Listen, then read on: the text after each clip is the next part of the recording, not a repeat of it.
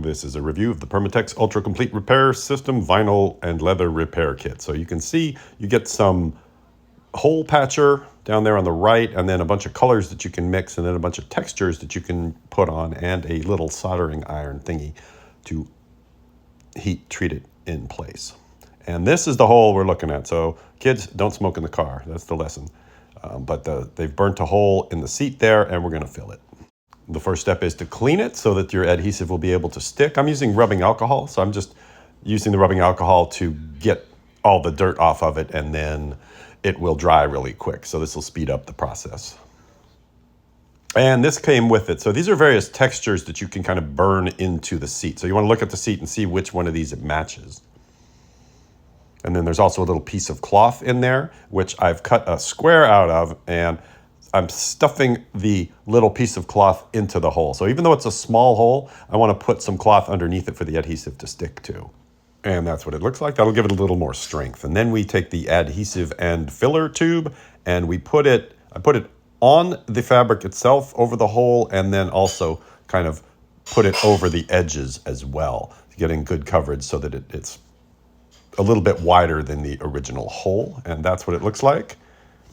And it's bumped up a little bit because it does shrink a little bit when it dries. So on the next step, I've got to mix the colors. So usually a black seat isn't really black. Like in this case, it looks black, but there is some white in it. So I'm going to mix black and white, use that soldering iron with the texture pad to put a texture on it that matches the original seat texture.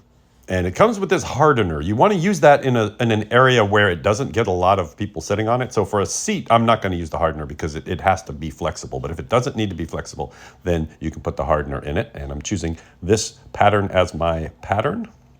Now the adhesive takes 4 hours to dry. So once it's dried, I've got to mix up the colored solution to try and match the color of the seat. I would recommend doing this a bunch of times and letting it dry on something that's not your car to kind of make sure that you've got a really close color match before you actually put it on your seat and realize it's the wrong color. So I'm doing black with a little bit of white in it to match the gray.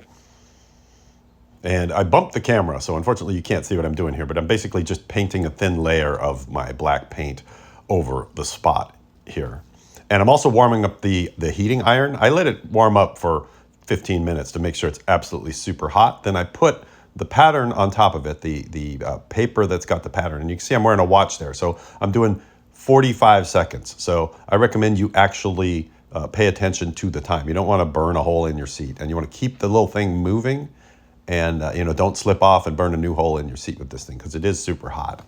And then once you've done your 45 seconds, then you peel it off and admire the results. That is enough to dry it. So once you've put the soldering iron on it, you don't need to dry it anymore. It's ready to sit on. And now you behold the results. For a cheap fix, it's pretty good. I think I got the color matched perfectly there. So for example, if you're out here looking from the street, you don't even notice that there's a hole.